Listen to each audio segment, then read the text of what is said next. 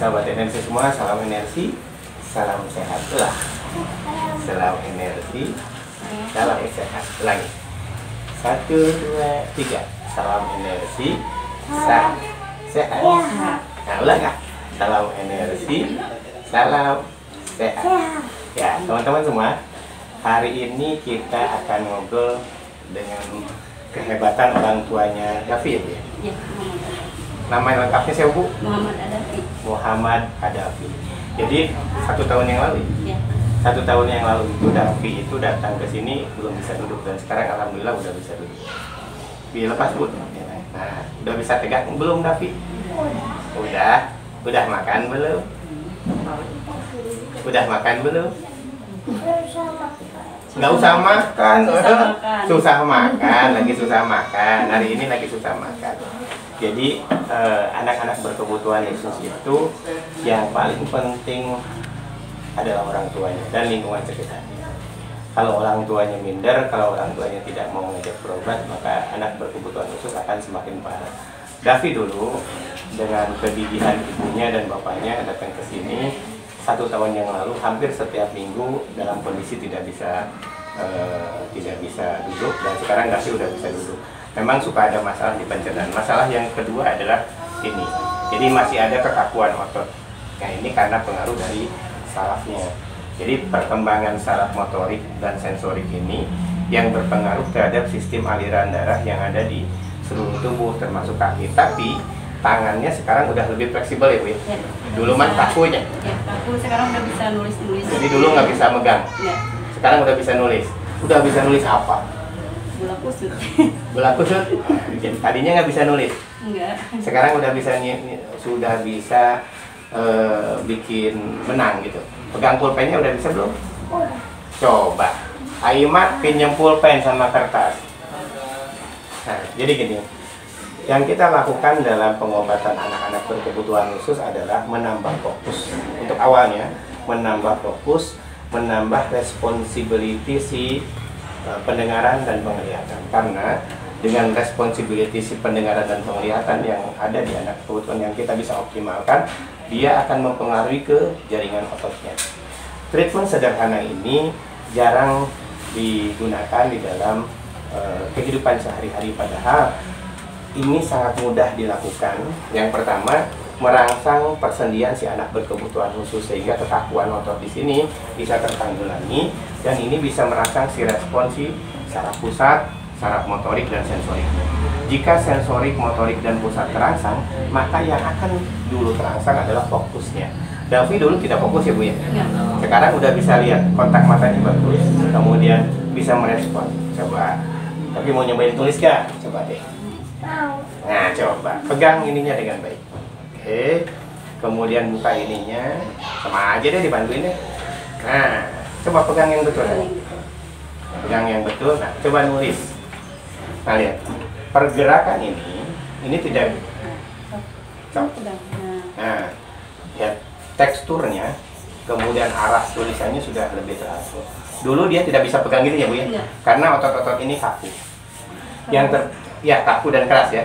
Sekarang yang keras tinggal kakinya saja. Tetapi ini perlu kesabaran yang luar biasa dari orang tuanya untuk mengajak terapi, baik fisioterapi atau terapi energi seperti itu. Tapi coba di atasnya, Pi. Sini, Pi. Di sini nih, Pi. Coba. A aja ini A. Ini B. Yang keras 1. Ini C. Ini D. Tuh kan, ini E. Ini F. Nah, teman-teman, kita bisa lihat bagaimana Davi bisa mengikuti pola, walaupun tidak bisa menulis, tetapi dia bisa mengikuti pola dan penyebutan. Itu kemajuan yang luar biasa untuk anak-anak kasus seperti Davi. Jadi, kasus Davi itu yang disebut sebagai mikrocephalus. Mikrocephalus itu adalah toraks kepala yang kecil sehingga menimbulkan ketidakmampuan si otak karena toraks kepala kecil untuk mensuplai bagian-bagian tubuh yang lain dengan darah atau oksigen karena tekanannya kecil. Maka apa yang dilakukan dengan terapi yaitu menambah responsibility si fokus sehingga frekuensi getar yang ada di kepalanya Dapi itu bisa dibantu untuk mempercepat. Walaupun toraks kepalanya kecil, tapi jika kecepatan geraknya, kemudian stimulasinya di dalam otak itu bagus, dia akan berpengaruh terhadap jaringan yang lain. Nah, ini salah satu contoh bagaimana terapi kita terhadap anak berkebutuhan khusus. Apa yang kita lakukan? Pertama, kita menerapi bagian kepalanya. Kita rangsang dengan aliran listrik, jadi seorang terapis bisa menggunakan listrik tubuhnya untuk merangsang dan mempercepat sistem gerak yang ada di otak si pasien. Kemudian kita mempercepat juga kelistrikan yang ada di tulang punggung. Tujuannya adalah untuk memperkuat otot, memperkuat jaringan dan memperkuat tulang. Davi dulu tidak bisa duduk tegak karena ininya tidak kuat. Tuh, sekarang responnya ini geli nggak? Geli nggak? Geli ya. Nah, anak-anak berkebutuhan khusus biasanya sensitif terhadap gerak, kemudian sensitif terhadap rangsangan. Nah, ini yang kita bantu Davi bagaimana membuat rangsangan lebih sensitif, kemudian membuat ritme jantung lebih teratur, dan membuat peredaran darah yang ada di kepala ke jaringan tubuh lebih baik. Nah, teman-teman, kita akan coba memperlihatkan cara terapinya. Untuk teman-teman yang punya anak berkebutuhan khusus, yang paling pertama adalah sikap mental. Jadi ibu, bapak, jadikan anak itu sebagai pembuka pintu surga untuk kita. Dengan ibu tidak minder, membawa terapi, kemudian dengan ibu bapak tidak malu anaknya berkebutuhan khusus, maka kesembuhan itu mudah dicapai. Yang kedua, jangan menganggap bahwa anak ini beban, sehingga kita bisa terus mengajari anak dengan baik. Davi sudah bisa mulai pegang pulpen dan sudah bisa menulis. Itu insya Allah ibunya memang terus ngajarin ya Bu ya? Ya. Ibu nggak minder kan? Iya. Dan mau terus berusaha untuk berobat kan ya? Ya. Nah, ini salah satu contoh. Tapi banyak ibu-ibu di luar sana yang minder dengan kondisi anaknya. Saya sarankan ibu anggaplah anak ini sebagai pembuka pintu surga untuk kita dan ladang amanah hidup kita untuk mencapai pahala. Oke, latihan terapi yang sederhana. Jika di dalam anak-anak berkebutuhan khusus makrospalus, kemudian ada masalah di motorik halus, ada masalah di sistem metabolisme tulangnya, kita melatih bagian sendinya. Jadi kita pegang seperti ini, luruskan, kemudian rangsang di bagian ujung-ujung dan persendian. Ujung-ujung dan persendian seperti ini, dirangsang, disentuh aja di bagian persendian. Nah, ini bisa merangsang responnya. Kemudian sentuh juga di bagian persendian satunya. Luruskan dulu, jangan dipaksa. Nah, seperti ini. Kemudian sentuh. Kemudian disentuh.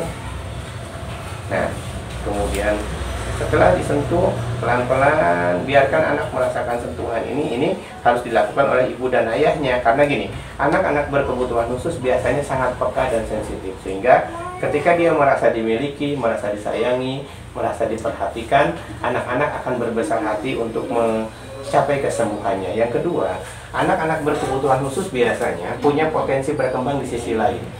Maka ibu dan ayahnya harus segera mencari apa yang dia sukai, apa yang dia senengin, dan dipersiapkan. Misalnya gini, Dapi senang membuat susunan balok. Nah, ibu udah nyiapkan kan supaya Dapi susun balok. Atau Dapi misalnya suka komputer, nah diarahkan ke komputer. Suka nyanyi, diarahkan ke nyanyi. Suka ngaji, nah Dapi coba udah bisa baca Quran belum? Udah. Ya coba dengerin. Udah bisa baca apa? Surat Anas. Surat Anas. Bismillahirrahmanirrahim. Bismillahirrahmanirrahim. Ya, Qul a'udzu birabbin nas. Terus? Illa min syarri khana alladzi yuwaswisu fi sudurin Qur'an. Bismillahirrahmanirrahim. Tahu dulu. A'udzubillahi minasyaitonirrajim. Bismillahirrahmanirrahim. Coba. Tahu dulu aja. Terus Qul a'udzu birabbil nas dulu, Anas aja. Tadi mau doa apa? Mau makan. Doa makan apa? Ayo.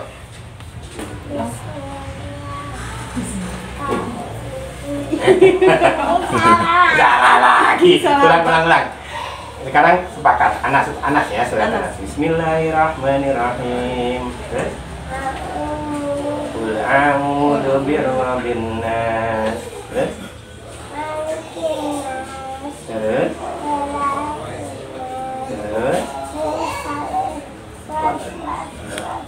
Waswasil khannas. Terus? Yuwas. Terus? Minal. Alhamdulillah. Terus sudah penuh lagi nih, Bang? Sadaqallahul azim. Ada lagi doa makan. Makan.